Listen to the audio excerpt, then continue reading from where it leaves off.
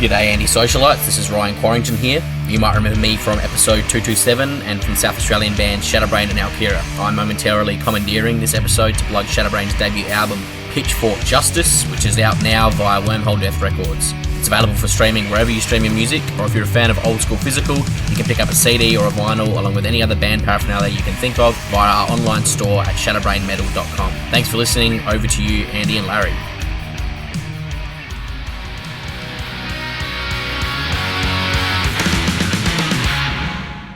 Dun dun dun dun, pay dun dun dun dun, tree dun dun dun dun, on dun dun dun dun, Patreon dun dun dun dun, pay.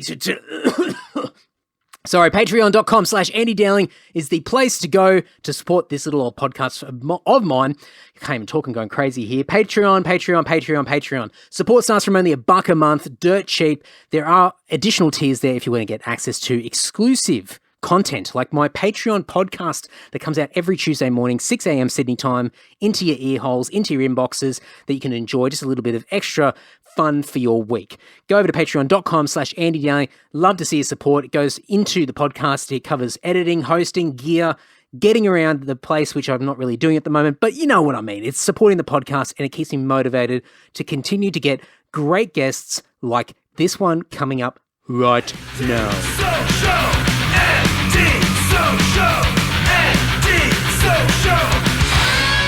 Hello folks, Andy Dowling is my name and podcasting is my game. Welcome to the Andy Social Podcast. Another episode in your ear holes this week. I've got no idea what episode number this is because I'm recording a bunch of intros in advance, all out of whack, trying to be efficient, but it does mean that I've got no idea what the hell the order of all these episodes are. It is what it is. Nonetheless, this week's episode is with Jared Bridgeman. Jared is the bass player and vocalist for Perth/Melbourne band Earthrot. Earthrot. Like one of the best band names out there.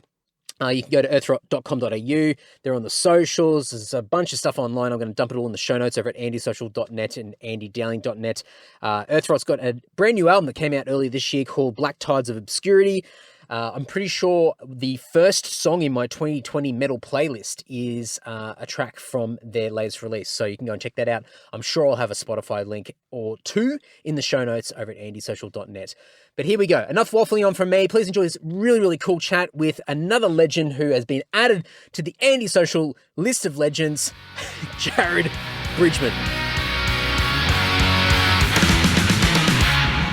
You mentioned before that you're pretty much all set up anyway because you've been doing a bit of gaming with the guys, or the lads, I should say. What have you been playing? Like, what's the go? I have been playing Magic the Gathering via like webcam setup. Wow. Yeah. It's just all mates from like my old housemates and my drummer and some other blokes from kind of heavy music scene all play, and we're all in Melbourne, so lockdown has absolutely stopped it dead. And then maybe 2 or 3 weeks ago, we came across this free web app called Spell Table, and it lets you like hook up your web. So we're all sitting there running like, you know, drum boom arms and mic stands and stuff, like dangling phones and webcams off it. So you get the aerial view of our cards, and then we're playing with actual physical paper cards over the internet. How cool is that? I mean, I've never played Magic, but I obviously know it, and it's been around for what feels like donkey's 30 years. years or something. Yeah, crazy. Just I guess maybe for my own benefit, just for selfish reasons, but maybe for anybody else who's never played it, what's the general gist of the game? Like, what's the overarching concept? Pretty much you cast like creatures and spells and stuff and try and defeat your opponents. But the way we play, it's kind of four player, like everyone against everyone. So you can get cheeky and set up some kind of alliances with other members and, you know, trade off and defend each other and stuff against someone that's a little stronger at that time. And I'm playing, like, the deck that I was playing today is all goblins, so it's a little bit heavy metal. dirty goblin creatures and dragons and stuff like that. It's pretty power metal. I was just going to say, it sounds like something that I should stereotypically be playing, not you. yeah, maybe. Oh man, have you been? I mean, as you said, like, you know, the guys that you're playing with are all in Melbourne as well. So obviously, with what's been going on well, for the large part of the year, but especially for you guys in the last couple of months or so. Is this just a common theme now, where you guys are just trying to find ways to entertain yourselves and just try and keep your sanity? Yeah, pretty much anything we can do to make it feel like we're hanging out when we can't actually hang out. So the current state of things is you're allowed to see like your intimate partner, and that's it. So if your current housemates don't play, or you just get sick of them because everyone's working from home and you see the same people 24 hours a day for 6 weeks, this is just our way of trying to get the gang together and catch up. And we can get on Discord and have a chat and put some tunes in the background, listen to a little bit of Bon Jovi, and just have some fun, catch up like old times. Sometimes if we're playing on weekends or Friday nights, have a couple of drinks and throw some cards around. It's cool. I mean, look, I feel for you guys down there. I mean, we've certainly, we've had our stints earlier in the year, and obviously I don't think anywhere apart from Perth, I was to say nowhere else seems to be back to normal except for Perth. I'm sure you've seen the photos from Slayfest. A sold out show. It looked beautiful. It looked like nothing's happened over there. It looks like the only place in the world that just seems to be normal. But, totally. But yeah, I mean, I can appreciate from afar what you guys have been going through, and it's just I think the big thing is just like the sanity levels, because there's so much noise going on. I mean, obviously everyone's forced to have to stay at home, and you're isolating, and there's a lot of the mental health stuff, and trying to what you guys are doing, trying to keep some connection going and some human connection without sort of actually being in each other's presence. And but then there's just so much noise out there as well. I mean, especially down your way, with whether it be protests or just opinions and fucking Facebook feeds and whatever it might be, and it's an absolute nightmare. So it's just this, I don't know, man. I mean, I'm sure you can tell me otherwise, but it seems like there's just this extra level of pressure on everything, and it's all amplified because you're just stuck in your little cabin. Yeah, I think a lot of people are maybe not as aware that they're a lot quicker to jump to frustration because they've been stuck at home. Like, people are reacting, but they're not able to stop and go, why am I getting so pissed about this so quick? And like, it is super frustrating. Like, I kind of go through, I feel really good for a couple of weeks and I'm like working out. And then like the last 2 days, I've had just solid wall-to-wall migraine for 2 days, which I'm pretty sure is just the stress of sitting around doing nothing, because I work in live music. So for me, I've been totally without work or study since March. Which is just weird. Like, I got, I think I started working when I was 13 at like my first job at Macca's, and now it's like 6 months straight with no work. And it's really confusing because your brain doesn't know what to do. And it's like, well, you guys are musicians, go write some songs. About 2 months into the whole COVID thing, my amp blew up, and I took it to an amp tech, and then we got put into stage 4 lockdown. And so it's fixed, but I can't go get it. So I don't even have a guitar amp to play at the moment. So it's like just next level frustration. It's just, it's in amplifier jail at the moment. You can't get bailed out at all. Totally. And there's the way, I guess there's not really a clear-cut grouping for like guitar amp repairmen in their plan for like stepping open everything. And it's like, dog groomers are allowed to open, and haircuts and stuff like that are all going to be back on the menu. But can I go get my amp? I don't know. And I really can't risk a $2,000 fine because the amp's not even worth that much. Oh man, that's the thing about all of this, is that there's so many layers of complexity to it, where just, I think everybody, like, from the top to the bottom, everyone's sort of going, oh shit, didn't think about that. I didn't think about that being impacted, or, the chain reaction of this particular action we're taking now, and what sort of impact that's going to have, several cogs down the line. And just everyone's just constantly sort of going, oh yeah, that too, and it's bad, because I mean, I've got no clue when it comes to politics and things like that. I'm pretty quiet on that front, because I just don't know enough to sort of have a strong opinion. Sure. But I can think any individual human being that's got to try and wrap their head around something like this, I just feel for them. And I think it's just a case of there's so many considerations and so much complexity around something like this, where you're pretty much stopping society as it is, and everybody has to adjust. And it's like, okay, well, how do all these crazy little scenarios and different variations of life survive and adjust to it? And it's just, oh, man, it's no wonder you're getting a migraine. Yeah, it's a big one. It's really something I think as well, like in Australia, we've just never had to deal with. Like a lot of our friends in Southeast Asian countries where they've had, SARS and bird flu and things over the last decade or so, their countries have like procedures, and they go, oh, okay, so it's going to be one of those, a couple of months where we're really distanced and everyone wears masks. And it's not so weird because they've kind of done it before in their lifetime. Yeah. But in Australia, we definitely haven't. And yeah, like most people are just, I think a lot of people are struggling with the empathy factor because we're all just going a little stir crazy, and it's really hard for some people to go, okay, look, as much as I don't give a shit about the footy, I understand why they put time and energy into getting that back going, because if everyone's stuck sitting at home, Victoria is a big AFL state, and it gives people something to watch on the TV, and that'll maybe keep them entertained for a couple of hours a day. And there's, like you're saying, there's just so many different working components and different cogs and different industries and sub-industries and types of businesses. It's like every day there's a slight adjustment to try and include or incorporate something new to help someone not fall through the cracks. Yeah, it's fascinating. It's like when we first did the initial lockdown across the country, and they let bottle shops stay open. And I remember a lot of people going, why the fuck would you leave them open? It's not essential or not. And someone really, I can't remember who it was, but a few people have echoed this since then, but it was incredibly smart for them to do something like that because, well, to begin with, you got people that deal with alcoholism, and so they got addiction. And so to have suddenly not only a pandemic, but to have a pandemic of people going through withdrawals and then clogging up the hospitals and the system, it's just an additional thing. And then obviously that causes a whole bunch of other issues. But I think you need to have, whatever your stance is on alcohol or any sort of drug or substance or anything like that, just to psychologically give people the opportunity, if they feel it's necessary, to go and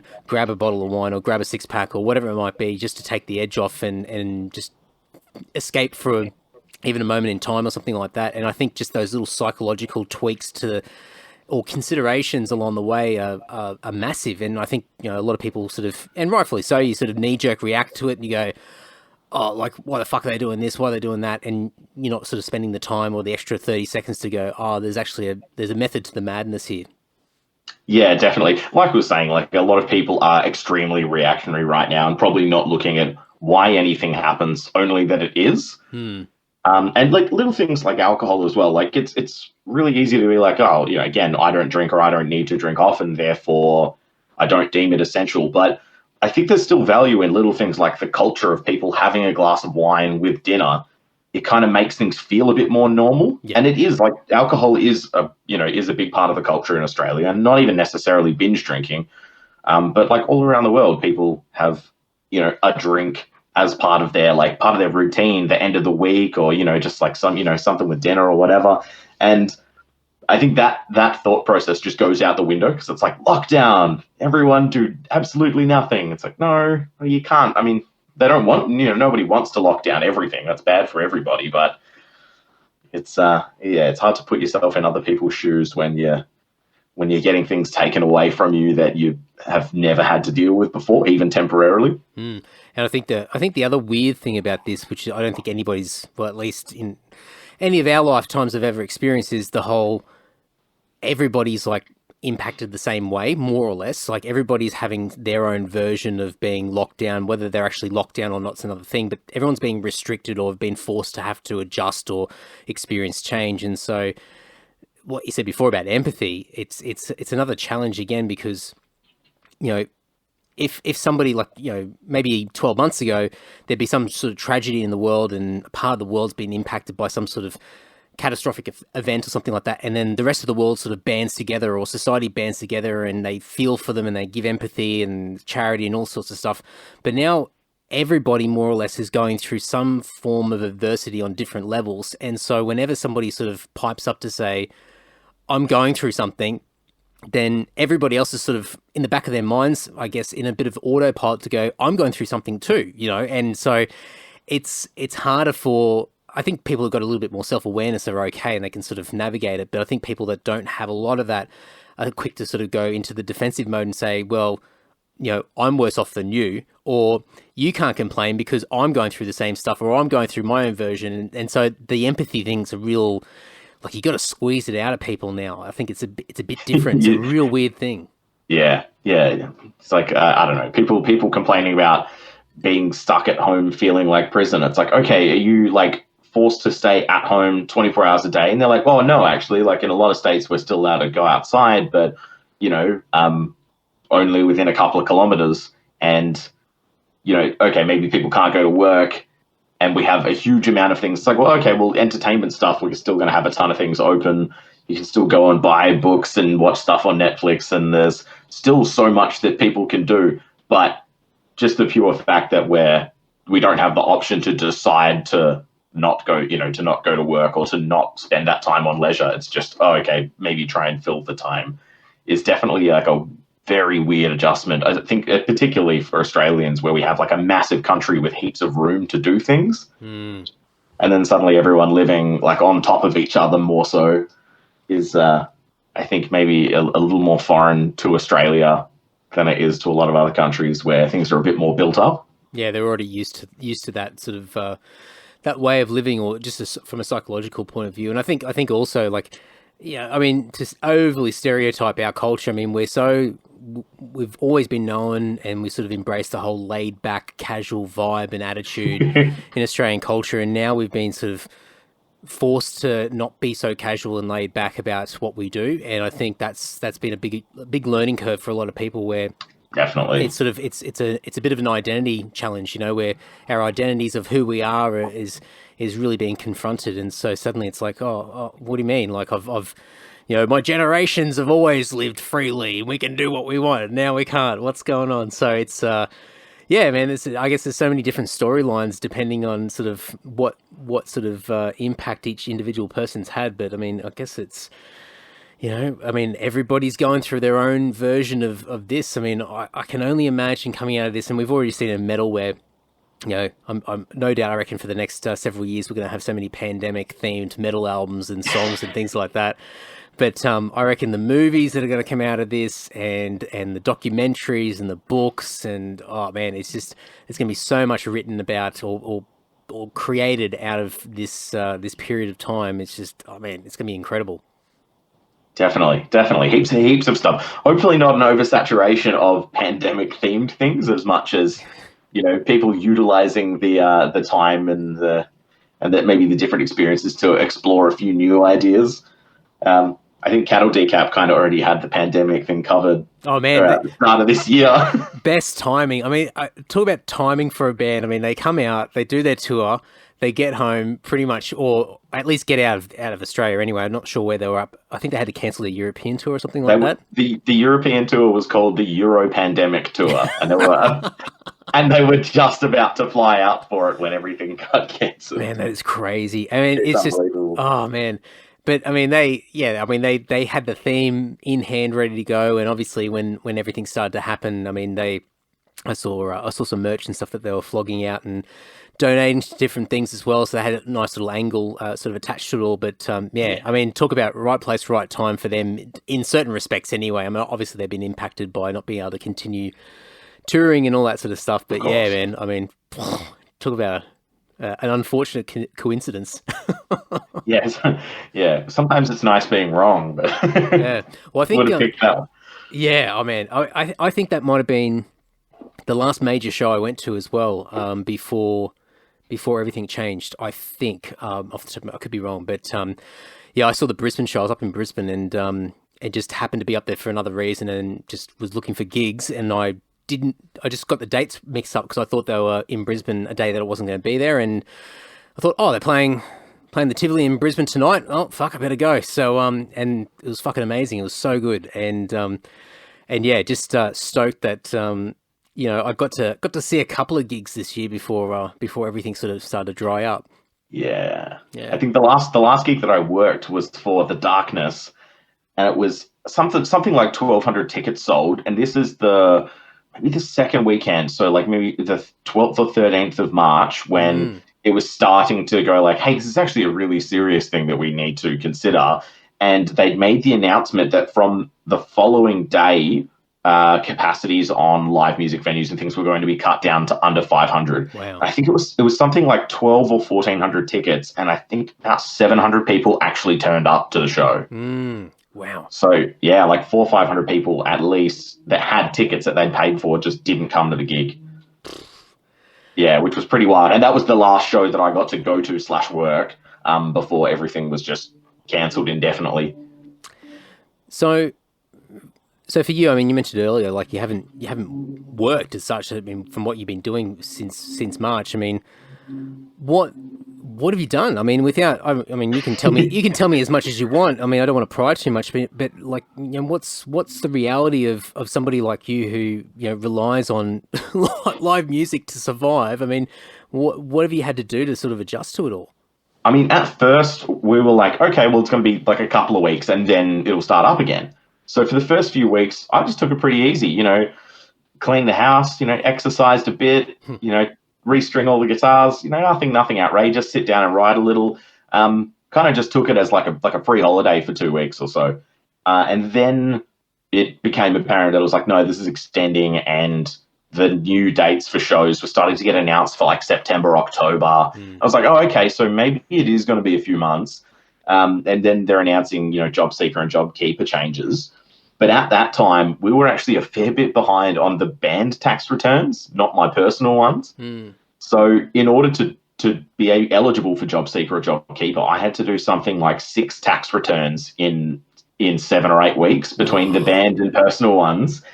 And when you're going back, like, I had to find, you know, like receipts for like 7 or 8 years ago from, you know, the very beginning of the band, and it was just like this tedious nightmare of accountancy. And so, yeah, I spent a huge amount of time doing that, getting migraines, you know, which were much more understandable at the time. And then, yeah, like moving house and stuff like that. So I've had a lot of things to keep me busy with, but nothing particularly productive.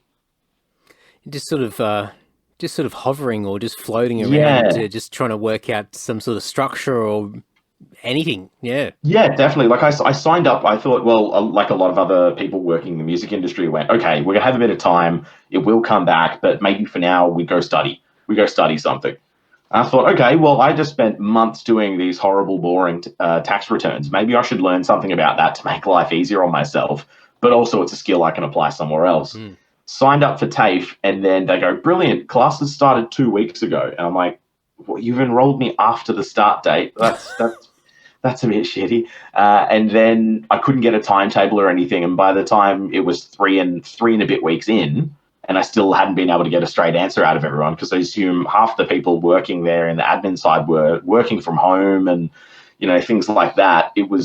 I just wasn't getting results. So I went, okay, cool. Well, I'm just going to defer for 6 months, and I'll do it at the start of next year, because it's still not looking like we're going to have at least enough shows for me to draw like a full-time income out of in the first half of next year. I feel like I can say that I can make that assumption pretty confidently. Yeah. So I thought, well, yeah, I'll push that back. But then again, that's left me with the second half of this year kind of trying to fill the time. It's so weird, isn't it? I mean, well, just on the TAFE thing, I mean, talk about just a useless bunch. I mean, here's somebody who's like, hey, I want to actually take advantage of your services, like help me here, and just not getting any love. But I mean, what's the what were you looking to do accountancy or something like that, an accountancy sort of course or yeah, something like that. Yeah, I was thinking maybe even if I could do this, and not only would it help me with the small businesses of Earthrot, and you know, I'm a sole trader, obviously working in the music industry as well. I thought this will help me run all of this much cleaner. But then hopefully, I mean, if I'm enjoying it, if I'm getting some good ideas out of it, I could use these skills to offer to, you know, other bands, other artists that are similar size that are kind of having trouble. Because, I mean, the reason I was so caught up is because I had no idea what I was doing and had to force myself to learn it. And I can only imagine that if I'm struggling with it, I probably every second of my friends that play in bands probably also have no idea what they're doing with it. And then some of the other ones will be absolutely on top of it. So maybe these are skills that I can use to help other artists in the live music and kind of broader art scene somehow. Maybe not. I don't know. Oh. we never got there. We'll see in 6 months' time. Yeah, that's right. Hold that thought for the time being. Yeah. Yeah, I'll just put a peg in it for 6 months. That'll be fine. Yeah. Oh, man, I think honestly, I mean, look, I think it's a massive gap in sort of music. I think we're still. I think the next, I mean, this is me talking like an old man. The next generation of musicians coming through, I think they're a little bit more savvy with it all, and they love the whole entrepreneur sort of vibe that goes with a lot of sort of pop culture and things like that now. But I think there's so many artists out there and soul traders that just have little to no clue on how to keep their finances in check, not only from like a bookkeeping point of view and sort of just basic accountancy sort of stuff, but just even like just financial education about how to save money, how to put money away, how to maybe, even if you are able to build up a little bit of money, emergency funds, or even stretching it a little bit, investing money as well, like things like that, looking at it from a long-term point of view. And I think I just think there's so many artists out there who just who struggle in that area. So I reckon you're definitely sort of sniffing around the right area. It's just a case of when you're ready to do it. I think there'll certainly be a market for it, and I think also it will encourage, if there's confidence there, I think it'll encourage other artists who are hovering between a traditional day job and wanting to let go of that and plunge into being a sole trader full time and just jumping into the music industry or whatever version of creative sort of arts and making that a full-time income. If they've got the skills to be able to do that and manage their finances and things like that, I think more people will actually take that step outside of whatever shithouse job they've been doing for the X amount of years, and it's just stable and it's just a bit of security and whatever it might be. So I think you're sniffing around the right area. I think it's. I feel like you've explained my thought process out loud much better than I did. Oh, there you go. It's exactly how I've been thinking things. Just circling back to one of the other odd challenges of being in isolation for so long, just finding ways to keep the brain active. Yeah. It's really easy to waste time just on like entertainment and whatever, but finding something to keep your brain active and learning and just being used is not something I was prepared for having to change. Yeah, it's one thing I do every morning, and I've only just been doing it for the past few weeks, is I wouldn't even know what you call it. I was going to call it like a daily journal, but it's not really a journal, but it's, I guess it is. Fuck, it just sounds wanky as, but it's just this notebook that I've got, and what I do is I just write 2 pages a day in the morning, and it's basically a brain dump. It's not a diary. It's not like what I'm doing like yesterday, what I did yesterday, or what I'm doing today, or anything like that. It's just basically what rubbish is in my head at the moment, and what can I dump into words, and physically writing out, not typing it or anything like that. And I'm still sort of working out sort of what the benefits of that are, but I know a lot of people do it. Right. But what I've found is that I'm far calmer going into the day, especially doing it at the beginning of the day. And I mean, I don't know about you, but for me, like I've always got several things competing in my head all the time, and to stay focused on something is quite tough. And especially if there's something that's troubling me a little bit as well, then that's game over. it's a write-off of a day. On that all day. Yeah. So writing out something. And 2 pages, it could be absolute rubbish. It could be just bullshit chicken scratch in this little notebook. But once I've done it, it's just this. It's almost like turning the tap on for a few minutes and getting some stuff out, and then turn the tap off, and then just a little bit more room mentally to sort of navigate the day and get some shit done. And it's appearing to be making a big difference for me. So we'll see where it goes. Sounds super helpful. Just a way to kind of like kickstart the brain for the day, but without necessarily needing it to be like useful or complete or anything. Like it doesn't need to be solutions to problems at, first thing in the morning, but you can kind of get the motor running. That's it. There's no expectations of writing, Yeah. your memoirs or anything like that, or this is for reflection later on in my older years, or somebody else might read this one day. It's almost to a point where it's like I could just get scrap pieces of paper and write out 2 pages on a scrap piece of paper and then just throw it straight into the bin, and then that's it. It's done. Yeah. It almost to that extent, and it's just without all the pressures or the obligations that you create in your head to do something to a particular standard, then I think it just sort of takes all the pressure off. It takes the weight off your shoulders, and I'm all about starting my day right. I've got to start it right. If I don't start my day right, then it's just that much more energy to try and get it on track and try and be semi-productive. I've got to really, like, the morning rituals and things like that are just what keep me sane. So yeah, but I hear, I mean, obviously it's a different experience for me up this way in Sydney, but I think just trying to find something to keep things fresh mentally is it's just a fucking daily struggle. Yeah, it was just an unforeseen struggle, I think, is usually working. I'm sorry, I'm going to ruin this by sneezing in a second. Just by, usually between work and band and everything else, I'm more than sufficiently challenged. There's always something new. There's always something to do. There's always something going on. And I kind of had like a nice groove going. And once that left, it was like, okay, well, let's go into like a holiday mode, a little bit of entertainment. And then it went, okay, well, let's gear up to study. And then that's gone. And now it's like, okay, let's hang on for a few months. And I think, in the next week or so, I'm hoping I can get my amp back and start recording. But it's been kind of micro projects has been what's been keeping my brain going. Like, moving house and things like that always takes a ton of time. But like building a new PC to set up to initially something that I can use to study on, but now it's also a pretty high-powered production rig for writing new music. Have been my kind of micro tasks that have been, you set aside a week and just go, all right, I'm going to get this done, and I'm going to do it to the best of my ability. And once it's done, I can use this to do another task or something like that. And obviously, I didn't go down the road of baking, but I did a hell of a lot of cooking. Not baking from scratch, but yeah, definitely a lot of cooking in there too.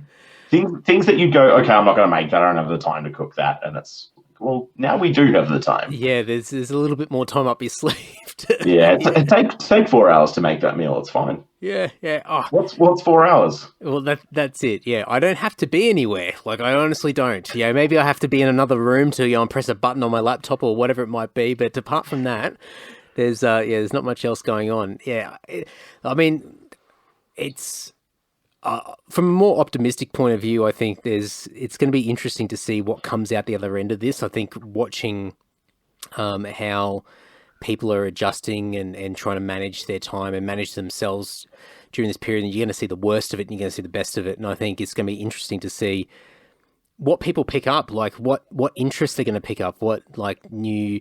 Maybe in some cases new skills, as you said, like, trying to go down the path of studying and upskilling yourself and things like that. And so coming out of this other end, potentially people are sort of finding new things to do, or it becomes a new chapter in their life again where they decide that they're going to go in a slightly different direction to what they were doing prior to all this stuff happening. So yeah, very interesting to see sort of what comes of it all, setting aside all the bad stuff. Yeah. On a note on that, like people developing like strange habits or strange hobbies, that's something that I've noticed. And I thought at first that maybe it was a little bit of like, in isolation, you go a little stir crazy and you just develop like a weird tick kind of thing.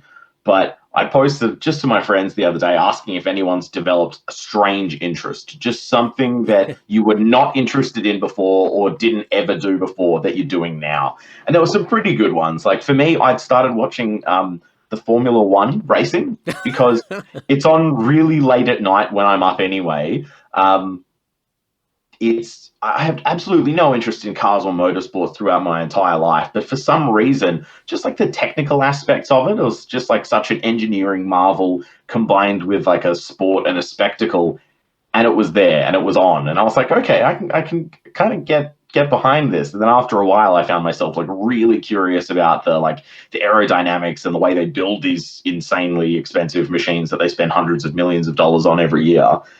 But the best one that I saw was from Colin, from my guitarist, and he just replied saying wood chopping. What do you mean? He's like, I've been really into wood chopping. Okay, that's the weirdest one I've heard of. He's like, no, you put on a heavy metal album, go out the back, and split some logs for the fire, and it's really good. I'm like, all right, that kind of sounds soothing, I guess. Like, you can get in a zone and just go to town with an axe. I get that. I was initially picturing him sort of getting stuck down a YouTube rabbit hole where he'd be watching wood chopping videos, but and I could appreciate that to an extent, but I think that's awesome if he's actually physically doing it as well, because I guess it would be quite sort of therapeutic and get some energy going and meditate, sort of a bit of meditation in a way, especially as you said, throwing some music on in the background and just escaping for a bit while you slam some steel into some wood. Yeah, why not? Sounds appealing. I guess it's one of those things that you don't really find comfort in until you find it, until it happens. It's like, yeah. I definitely it's not like I'm sure carpenters probably get a lot less value out of, slogging axes into wood, considering it's a thing that's a part of their actual work day, working with wood. But hey, maybe they do. But then, I feel like that's a nice like change to like office life and like regular work life. Yeah, definitely. Probably be a workout too. Oh yeah, that's it. Well, I mean, heaps of benefits, and I think, I know the way that my mind ticks with anything that I do, I'm trying to work out some sort of productive narrative in my head to go, oh, this is helping me because of this reason, and I do it to my detriment as well, because I will do very trivial, dumb things and convince myself that it's a good idea to be doing something like just something useless, and I'll go, oh no, it's good because I'll, so for example, I might go down some sort of YouTube rabbit hole. I'll be watching something about Soviet planes or like weird things from the Soviet Union or something like that. I'm like, I'm building my knowledge, because then I've got better conversations. So eventually when we go back out and start mingling with other people, I have things to talk about, like interesting topics. But really I'm just like, not wasting my time, because I don't, it's not like I need to be anywhere else. But yeah, I find myself sort of going down these paths and these rabbit holes of just what would normally be useless information, but I'm trying to justify it to go, oh no, yeah, it could be useful later on down the track. But the amount of stuff I find myself, I've always sort of enjoyed watching shit online, but I've watched so many documentaries on the most random stuff over the past several months, and just the weirdest topics. I mean, even today I was saving videos in YouTube to watch later, because there's a guitarist from Sydney, I don't know if you know him, but James Norbert Avani, and instrumental guitarist, and he had a Insta story today, I think it was, and he got stuck on this YouTube thing of watching, what was it? Something like big fish caught in nets. And so he got stuck on that, and I thought, oh, fuck yeah, of course. Like, how good would that be to watch? So then I went onto YouTube and typed that in, and then found like 50 million videos of all these like amazing, like, trawlers just trawling up all like the depths of the ocean with these giant fish and deep sea creatures. And I'm like, save for later. So I'm pretty sure I know what I'm going to be doing tomorrow night. Friday night, I'm going to have a few drinks and sit down and watch some creepy deep sea fish videos. That's fantastic. But that would be something I wouldn't normally have been doing, 12 months ago. For sure. There'd be other things on my agenda to do. So yeah, I can appreciate there'd be a lot of people out there sort of just finding themselves developing these really weird out there interests just to not to pass the time, but just finding themselves sort of naturally in these weird spots going, huh, didn't know that. All right. Yeah, and just to not just like learning more for the sake of learning more, but learning more about things that you would never have considered just on the planet. Like, that's always good. It's just enriching your life by learning something maybe not particularly useful, but you're still learning something. You still gain something by drawing in more information about something. And hey, maybe you have a podcast and you can bring up the fact that you're getting really into these documentaries. That's it. Yeah, it's definitely. You just proved the value of it by bringing it up now. Content. Yeah. one of the best ones. I watch a lot of cooking shows. Yeah, right. And like weirdly, some people watch a show and go, "Brilliant, that was great. I'm going to go make that and download the recipe or something like that." I just absorb an extreme amount of cooking shows, and then go to the shops and just buy whatever looks good. Get to the kitchen, and it's like subconscious knowledge of how to cook without having actually done anything. Yeah, cool. And so I just go, put things together and cook them in such a way, and my brain goes, "Yeah, I know this works." Well, I don't really know exactly how much. I'm just kind of watching, and then it comes out okay, but not through any particular method. I feel like maybe that's the next step, though. Take the like background knowledge that I've almost just like osmotically absorbed by having it on, and put it to actual like next step up valuable use. I think that's a big thing. I mean, and even what you said earlier about sort of just taking in things and absorbing things with no real sort of agenda or intention to sort of learn stuff, but just out of this natural interest, like this just interest, cat-like curiosity. Yeah, totally. And then just over time, it just becomes subconscious, and you find yourself sort of understanding or linking things together later on, and you don't know exactly where the reference point was, where it all came from, but you've digested so much information over time that sort of just starts to link in later on, like the context sort of falls into place later on. You're like, okay, I know how that works, whatever that might be. So yeah, definitely, and obviously it would give you the sort of the stepping stone to sort of then, if you wanted to take that next step and make it a little bit more concise and clear and have some sort of plan in place to sort of work out exactly what you're doing. You've got all this context and background knowledge that will sort of give you at least that initial confidence to take that next step. Yeah, I think like the other one is like passive absorption of second languages, of like extra languages, is another one that's happened for me in the same way. Like you kind of watch TV and a lot of American shows, you'll get quite a lot of Spanish because like the southern states have their big Mexican population, and then the like Florida and whatnot.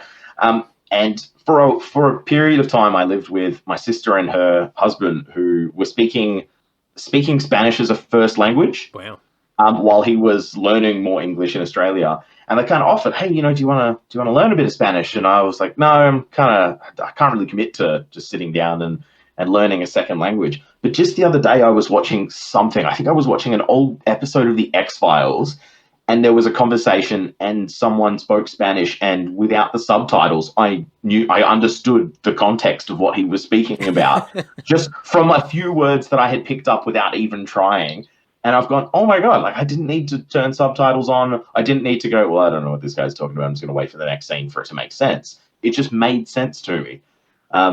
And yeah, I guess that's like the value of learning things even without that particular like necessary drive or focus is still valuable.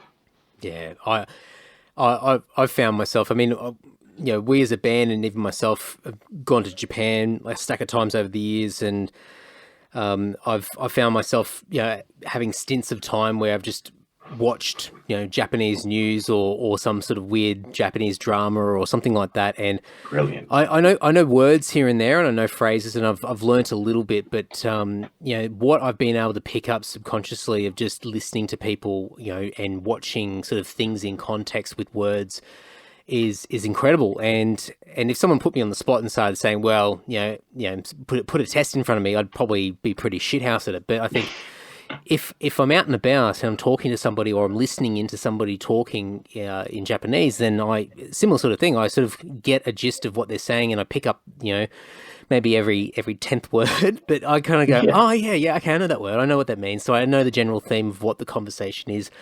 And that's without any sort of, for the most part, definitely no formal training, but really no sort of real intentional learning apart from a couple of sort of words and phrases years and years ago. So it's cool. Like, I mean, I think, and for me, like I grew up hating being told what to do. Like I was the worst student. I just didn't like the whole teacher student vibe. And even to this day, like I had this deep down resentment for that sort of stuff, which, it's a work in progress. I'm getting there. I'm getting better. But, but I love that whole, just if you find something interesting, then you dive into it yourself and you just go in whichever direction makes sense for you and see where you come out the other side. And it might not be the most productive way of doing it. You might not get to the end goal as quick as somebody with the intention and structure and plan in place of formal study. But I think that satisfaction and getting something out of it is pretty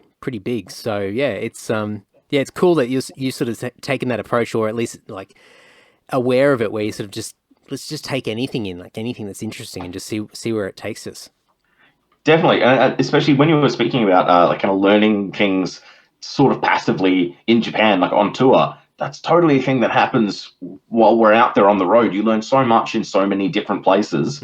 And often, I mean, maybe you fly into Japan, you're there for 5 days, you play 4 shows, and then you're out again. And it's not really an environment where you can go, okay, well, I'm going to learn to have casual conversations with anyone, but you pick up a little bit each time. And then, you have a couple of drinks and you hear someone order something and suddenly you know the word for that type of food or that item or whatever. And then each time it kind of builds and builds and builds. And I found a similar thing, like every country we go to, every time I understand a little bit more of the words being kind of blasted at us. And then eventually it's like, oh, I can actually kind of get by here without a huge amount of trouble. But again, like if someone were to put pen and paper in front of me and go, here's like a high school year 12 Japanese test that they would sit in Australia, I'd get a 0. I'd get an absolute 0. But I don't think learning in life needs to be as structured as it is in school when we grow up. Like I think that's not really part of the journey, is learning everything in the same manner. Just from me growing up and just seeing the different sort of, or just not even just growing up, just in general, like different personalities, different learning habits, and different just different ways that people sort of digest and take in information. It's just so varied, and I understand why sort of that traditional format of schooling has existed in the past, and why it still exists now to an extent. But it definitely is changing and has to change, because the world's completely different to what it was 100 odd years ago, where it was a very sort of clear line from step one of being through school and going through a curriculum, and then going outside of that and going into the workforce and working for the man. So and these days it's just it's a completely different climate. So it's I know there's a bunch of schools out there that sort of do very sort of non-orthodox sort of teaching and sort of allow students to develop their interests and then double down on them and support them and give them the opportunity. But it's, we're a long way off that being the norm. I think as well, like as I age and as I learn more things, I've learned a lot more about learning. And I used to see that and be like, well, how are those kids going to go and be able to do this? And then I reach, 30 and I'm doing tax returns for a small business that I never learned to do. No one ever taught me that. School never said, well, hey, you're going to have to do this in your life potentially. We're going to show you how. And then you go, oh, wouldn't it be nice if I could have asked someone, in a situation where I had the capacity to go, hi, person who has a lot of general knowledge, can you help me figure out how to learn this thing that I want to learn, because I plan on using it a lot. And that just didn't really exist. And now there's schools that are kind of based around that idea. And I'm pretty sure when I was, if I was 15, 16 at school and had the ability to learn without like a really, really, really defined structure, I probably would have just, gone off the deep end and learnt about something completely useless that would never have been good for me. But I know plenty of people that would have actually like hugely benefited from that capacity. Yeah, definitely. Were you, did you have sort of any idea sort of going through high school of sort of where you wanted to go or any sort of plan, or were you sort of pushed into a particular direction that sort of just was good enough at the time? I went to a school that was very much like, you go to school, you leave, you go to university, you leave, you get a job, you buy a house, you have lots of kids, you send them back to the school. And I was always kind of like, oh, okay, well, yeah, sure, yeah, I mean, I guess. And I went through school, kind of had a gap year, went to university because I figured, hey, that was a thing that I should do. And then I actually pulled out of university having colossal migraines, like pretty bad insomnia that was not diagnosed, and I wasn't really kind of medicated for it or anything at the time. And essentially I was just a mess, and there was no way I was getting through that year. And I deferred, and about a week after I deferred, someone sent me a message and they said, hey, what are you doing in 2 weeks' time? I'm like, well, nothing. I've just deferred uni. I'm doing absolutely nothing in 2 weeks' time. They said, well, can you fill in for us? We're touring Japan and our guitarist can't make it last minute. You got about 12 days to learn the set, and we'll pay your costs. We'll fly you out and pay your hotels and everything. I went, oh, shit, yeah, all right, absolutely. Like, I'd never been to Japan. I'd never played a show outside of Australia. I don't even think I'd played a show outside of Perth at that point.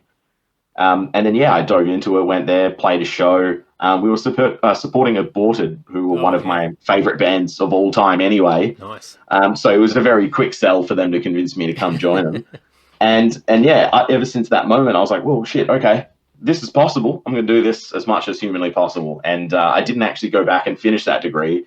I decided to keep touring and find ways of working and learning about live music and touring and figuring out how to kind of piece them, like squish them all together to get me doing it, but also to help me help other people do it. So, yeah, okay. Before I dive into that, what was the degree that you were studying at the time? I was studying chemistry at the time. Yeah, right. Doing analytical chemistry. So it was super complicated stuff. And it's like, even today, I find it so interesting. Like, biochemistry is really, really interesting to me. But I think maybe I just didn't quite have the maturity to understand how I learned and how much time and energy I needed to put into it to actually, like, fulfill what the class was requiring for me to get, like, passing grades to get out of it. And instead I was like, wow, this is so interesting. And then I'd, go play 2 shows on the weekend and, show up to class on Thursday morning with a hangover and stuff like that. And wasn't really a good student once I got to university, because I wasn't handling the content so well. And so rather than go, I'm actually struggling, maybe I'll get a tutor, or maybe I need to cut down my load and do 2 units just so I can catch up on the stuff that I struggled with last year, and then, smash it out in 4 years instead of 3. I just kind of went elsewhere with it and didn't do the right things. But I was just too immature to really know. Like, I was a very, very immature 21-year-old. Was it more so interest that drove you towards going down that path of that study, or was there sort of a longer term sort of thought at the time before sort of the opportunity to go to Japan came in? But were you sort of thinking, oh, this could lead me down a particular career path that was interesting to you? Maybe. The weird thing was, I didn't actually do chemistry in high school. I would have stopped doing chemistry in year 10. And so for me to decide after a gap year that I wanted to go and do a chemistry degree was probably not super well thought out. But I think I'd just been reading books and find things really interesting. And there was no particular area that I thought, this is what I want to do. Like, this is something that's going to be super valuable. Until I did my orientation, and one of the professors, his greatest or most known piece of work was the propellant in asthma puffers. Okay. And I had pretty bad asthma as a kid, as a lot of people, a lot of young ones do.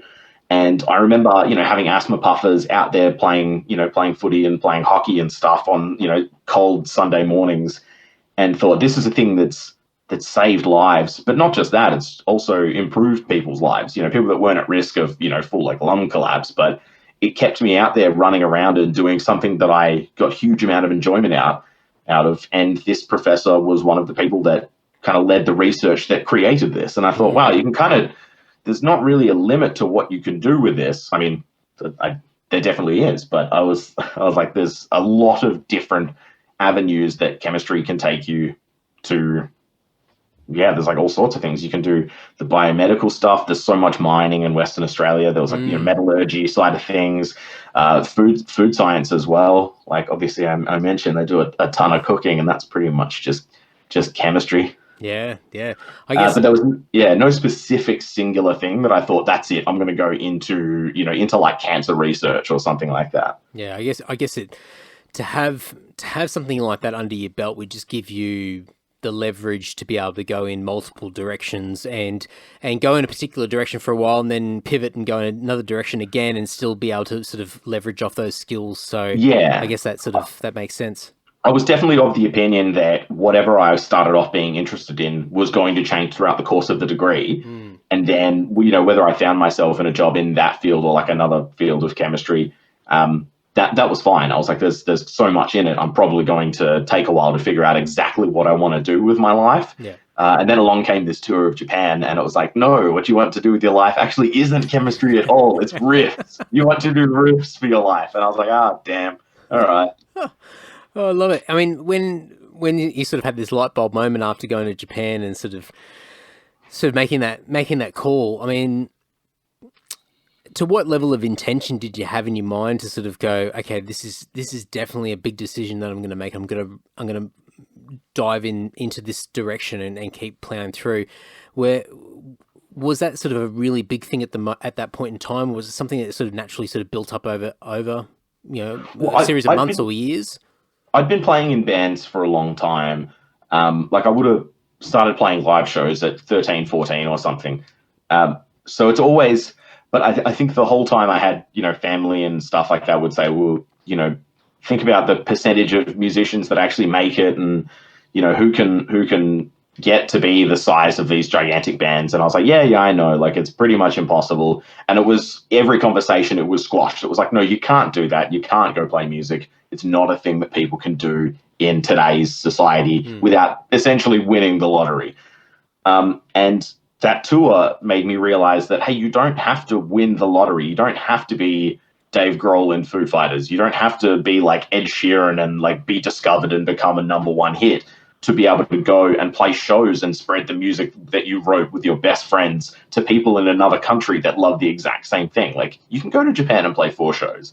You can stay in like a hostel. You don't have to, like not all of the music industry is 5-star like MTV. It's not all that. There are like everything in between, garage bands that never play a live show in their entire lives and still love doing it. And the like ultra mega gigantic stars and, bands that have been doing it since the 70s. There's everything in between.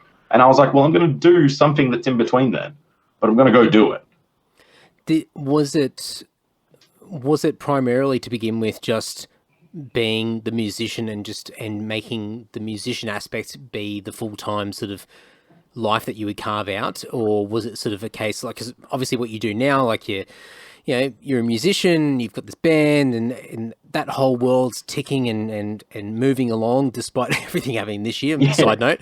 But, sure.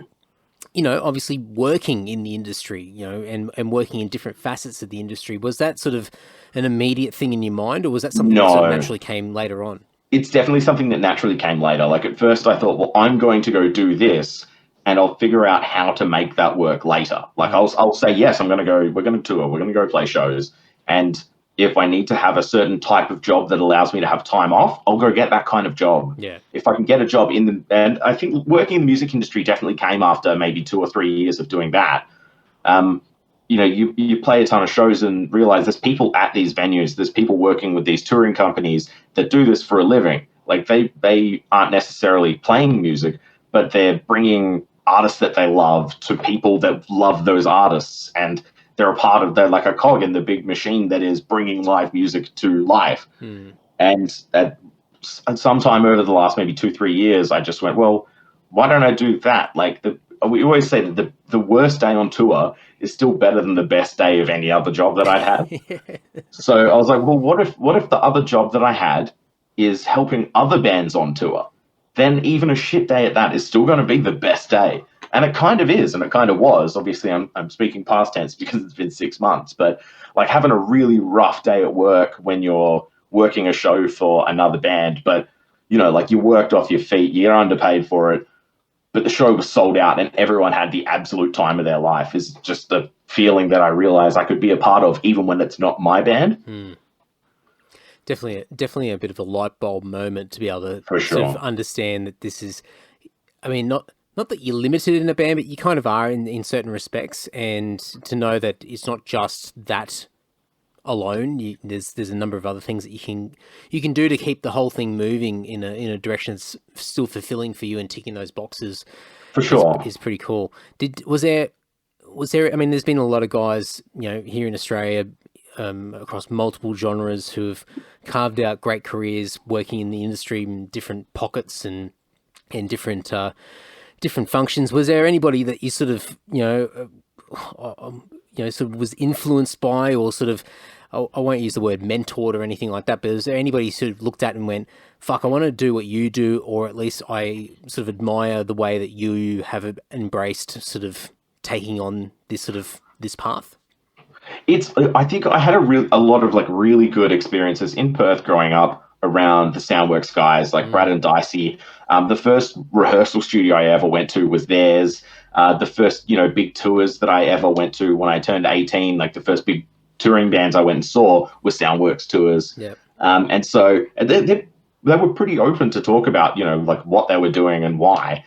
And the passion that they had for doing it is something that I thought, well, okay, like that's definitely where I'm at with it. Like I love this as much as these guys love it, and it's a thing that they're doing for work. And for a short period, I was working with Soundworks. They were letting me, send out some emails and help with the logistics side of things on a few tours. Just kind of opening some doors and letting me have a look inside and see how it is that things ran. I think the more I tour, the more people I meet around Australia, I think the more it became apparent that I wanted to be a part of that as well. Those guys, I think, have helped so many. I mean, I won't blow smoke up Dicey's ass or Brad's ass too much. Dicey didn't like it too much. Yeah, that's why he goes to Bali so much. But anyway, that's another story. But I've still got to have Dicey on the podcast. I think he's getting a little bit upset with me because I'm slowly carving my way through the entire Perth metal scene, and I think he's one of the last guys. Well, he's not, but I think at times he's sort of going, Andy, like we haven't had a chat yet. So yeah, tapping the watch. yeah. So Dicey's got to come on, but I've had Brad on the potty, and I mean, I've known those guys. I think, oh geez, I mean, maybe when they first started. I think when they first started doing Soundworks, or roughly just around that time. So. Yeah, and I mean, I couldn't possibly think of better guys, as far as having some sort of local influence. I mean, to be in Perth, there's definitely challenges of being in Perth and, being in a different version of isolation, being over there. But yeah. Such a cool little scene over there, and some amazing bands that continue to come out of Perth, and to have those guys who just. They're not only passionate, they love metal and they love, just music and all that, but they're they're business guys. They've removed, they've separated themselves from the hobby and the passion and the love of music, and embrace the whole, let's actually turn this into something that's serious. Let's turn it into a business. And I think that's where a lot of other passion projects in the other parts of the country have sort of failed, where they haven't sort of transferred that over into more of a business structure and sort of scenario. But those guys have certainly done great things. So it's cool that those are sort of the guys that have sort of helped sort of just out of association, but to sort of be able to sort of follow their lead a little bit is cool. Definitely. I think that I don't think there's too many underground bands in Australia in the really heavy metal music scenes that don't owe a little something to Soundworks, and now Soundworks Direct as well with Dave as well. Yeah.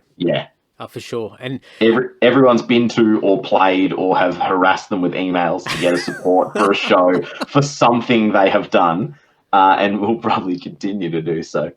yeah, and super generous as well. I mean, I know Brad can be pretty cutthroat. I've seen different sides of Brad, but I mean that's why Brad's successful and he's done amazing things. But I mean, both those guys are so fucking generous, and they will stop in their tracks to help somebody and give them information and lift them up. And I think they're very smart in the sense that they know that if they can lift other people up, then it only just raises their own stakes and it helps themselves. And I think having sort of Dave jump on board in the last few years with them, I mean, it's just like bringing in this fucking powerful weapon of business where Dave was one of the guys for me, like, years ago with Lord, I was sort of working out, we were transitioning away from very sort of traditional management and sort of old school structures of how a band sort of functions, and we started to become a little bit more DIY and sort of being,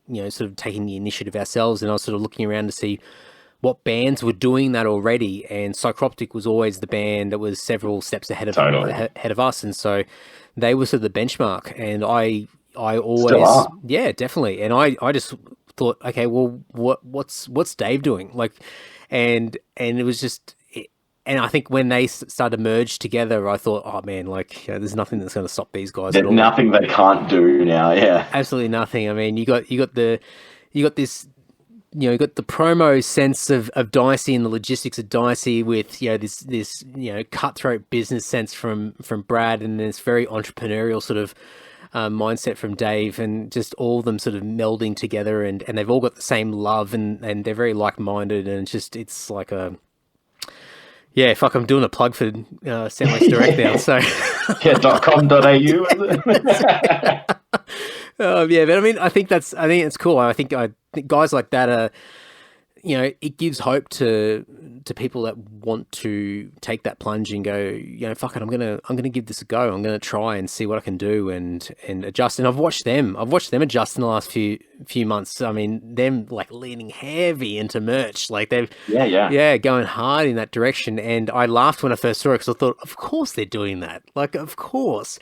And it makes sense. Yeah, definitely. Yeah. So it's cool. I think it sort of lights a bit of a fire underneath a lot of us where we sort of look and go, oh yeah, that's right. We got to keep going. Yeah, totally. So you guys put out an album back in March, I believe. Yes. Yeah. And appears to have done pretty well, but obviously sort of stopped in your tracks. I mean, great timing, put out an album and just really can't do much. I mean, we got to play 4 shows, and that was it. They were 4 fantastic shows, though. Well, that's really right. I mean, at least they were duds. I mean, if they were duds, you're probably like, bring on the pandemic. Totally. No, it was weird, but it was fortunate timing for us because so many of our friends' bands have gone, yeah, we had an album coming out a month, 2 months, 3 months into the pandemic, and all they can do is sell online, and it really, really bites the traction a little bit when you can't go play this music that you've just spent the last 2 years on to people, and you continue to grow your markets all around the world when you're planted at home in Perth or Brisbane or Melbourne or whatever. How did it impact the band when it comes to sort of, I guess, you guys would have had plans, no doubt. You would have had some sort of campaign, attached to the album, some sort of like 12-month, 18-month, 2-year plan or whatever it might be. I mean, what was, like, if we didn't have the COVID thing happening, I mean, what would 2020 look like for Earthright? We were at a point where we had a few things locked in and a few things with like penciled in, but like just about ready to sign. We were looking at, with the help of another promoter, bringing a band to Australia to do a kind of 7 or 8 show tour, a black metal band from Germany, and we were like, this is going to be like another step up for us. This is something that we've wanted to do for ages. Bring a band that we love that haven't been here before, and do some killer shows together. Like get in a van, drive around, play all these great cities, and do something to kind of help build our profile with this new album, but also give something back to the fans that have supported us for so long by bringing a band that we know they will love as well. And that was something that we were just about ready to start putting money into their flights and things. I think we were probably only days away from dropping money on their flights and visas when it went, no, everything is stopped, put everything on pause. We had a few tours of Southeast Asia. Like we had one lined up, and then that got canned, and then it was like, okay, but we'll go with the next one, and then that got canned, and now everything's just a question mark. And yeah, we're based 50-50 between Perth and Melbourne, so we're not really sure when we'll be able to do even just because we don't really have a hometown show that we can do. Obviously, you saw Slayfest over the weekend with a bunch of killer Perth bands playing, a great sold out show, and we're itching to do stuff like that. Like I'd kill for just a hometown show right now, but unfortunately, living across the country, that's not something we could do. And then obviously Europe as well was like a extremely big focus for us, but we can't really commit to anything at the moment with everything so uncertain.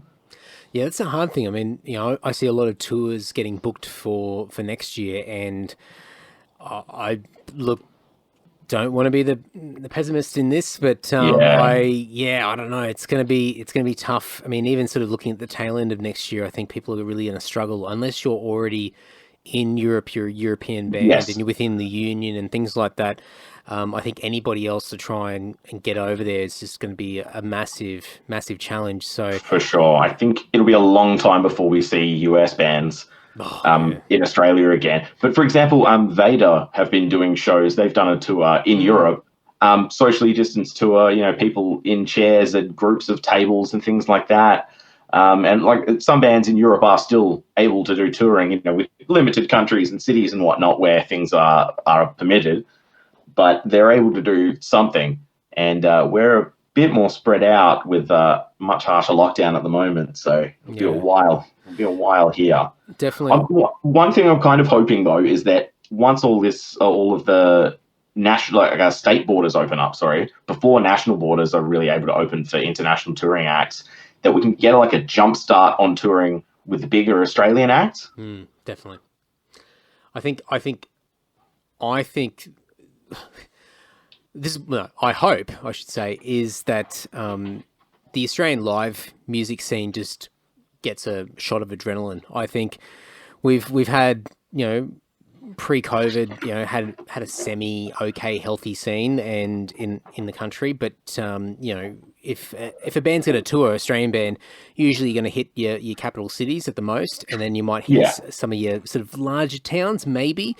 But man, I mean, I always, I hear these stories of, the generation before me that, played every nook and cranny in every rural town in Australia, and they got into a van and they just slogged it out. And we've done like a few sort of, bushy shows out in the middle of nowhere, and the attendance and the feedback you get from those people, they're like, no one fucking comes out here. The only people we get out here is, like, I don't know, some sort of mainstream sort of, alternative band every 5 years or something like that. And nobody else. And I think what I would hope is that bands start to get creative and go, well, I can't go to Asia, I can't go to Europe, I can't go to North America. How can I create, a version of a North American or a European touring cycle within Australia where, yes, we are sparse. Yes, we've got a lot of distance between towns and cities. However, people might be really keen to just get the fuck out of their house no matter where they live in the country and just go to a pub and go and see a band play. And maybe that might bring back that really old school Aussie rock sort of live circuit, music again. And definitely, I would absolutely love that. I mean, I could, if any of the guys in my band hear me talking right now, they'd be like, oh man, I don't want to do that. Man, I'll fucking form another band. I'll do it, whatever. I fucking love to do that. It's like a massive romantic sort of vision that I have in my head of like just hitting the road and just going hard and playing every little dirt town in the country and just like almost Blues Brothers-esque, just chicken wire across the stage and crossing your fingers. Somewhere where they have both types of music, country and western. Yeah, that's right. Yeah, definitely. Yeah. But I think, and even suburban gigs, Melbourne's always been, the heart of live music, and it has been for quite a few years. But many of the cities, are concentrated in the inner suburbs of the city, and there's very few shows that happen in the suburbs. And maybe all these clubs and pubs that are sitting out in the burbs are now more open to having live music again, because they just want to put something on to bring people in. And so maybe there's an opportunity to create touring circuits within Sydney or within Melbourne where you can do several week tour of just the city and surrounding suburbs and not even scrape the surface of people. So the populations are there. It's just a case of just the logistics and putting the facilities together. So maybe I'd hope something like that happens, and maybe just hope the borders stay closed long enough that people start to think along those lines. It would be fantastic, isn't it? Oh yeah, it's a great idea. It is. I mean, but it's just going to be. I mean, there's so many just different factors to take into play, and For sure. I think it'll be interesting to see what happens. But I just love to see.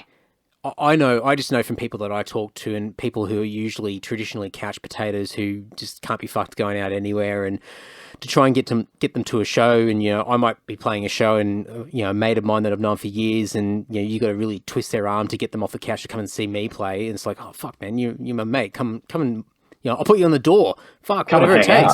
It's like, nah, I'm sitting at home or whatever.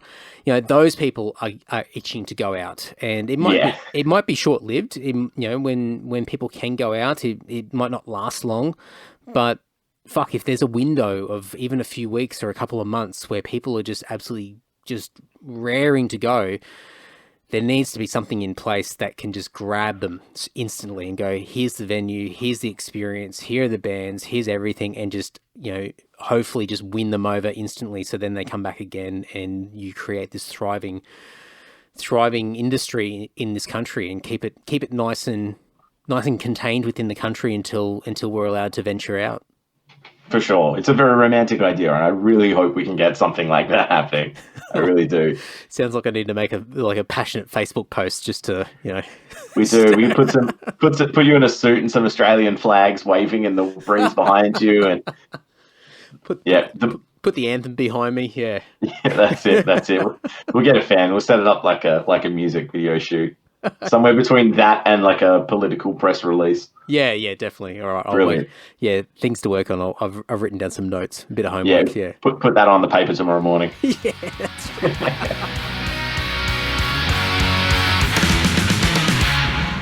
And that's a wrap. If you want to reach out to Jared, you can do so by going to Jared Bridgeman on Facebook, JB Makes Noise on Instagram, and of course earthrot.com.au. They're on Facebook, Twitter, Instagram, YouTube, etc., etc. I'm going to have everything in the show notes over at andysocial.net and andydowling.net. Nice and easy, and you should be able to click through on your podcast player. There'll be a bunch of clickable links in the description as well. Now, before we wrap it up, of course, patreon.com.au/andydowling. It's the best way to support this podcast, in addition to obviously doing all the usual social media love and rating and reviewing and subscribing and following and all that sort of stuff. But Patreon is one of the best ways to support this podcast. Patreon.com/andydowling is the place to go and check it all out. And of course, a weekly exclusive Patreon podcast episode comes out every Tuesday morning, Sydney time, 6 a.m, straight into your ear holes, something for you guys to enjoy. And a little shout out in particular to the people that support on my top tier, my social circle tier, my $10 tier. These legends are massive contributors. They keep this podcast going. They contribute big time to the editing, the hosting, the gear, everything that goes into this podcast, and just keeps me fueled to continue to get so many different people on the podcast. So thank you so much to Andrew from Perth, Mick G from Sydney, Ash from Deniliquin, Dan from Dapto, Rod from Rayleigh in North Carolina, Patrick from Canberra, Liam from Brisbane, Chris from Sydney, Brendo from Leeton, Tim from Canberra, and James from Brisbane. Thank you so much, and thank you to everybody else that supports on Patreon. It means a hell of a lot. Go over there and check it all out. If you've got any questions, hit me up, and I'd love to see you over there supporting me, getting your ears around that exclusive Patreon podcast as well. There's a lot of dumb stuff on there that you can enjoy listening to, and it just means a hell of a lot, and I love the fact that this podcast is being fueled by the people. I love it. It's not going anywhere anytime soon. thanks to you guys. So there we go. Another podcast in the bag. Next week, we're going to have a comedian, and I'm going to leave it at that. So until then, folks, take care. Ta-ta.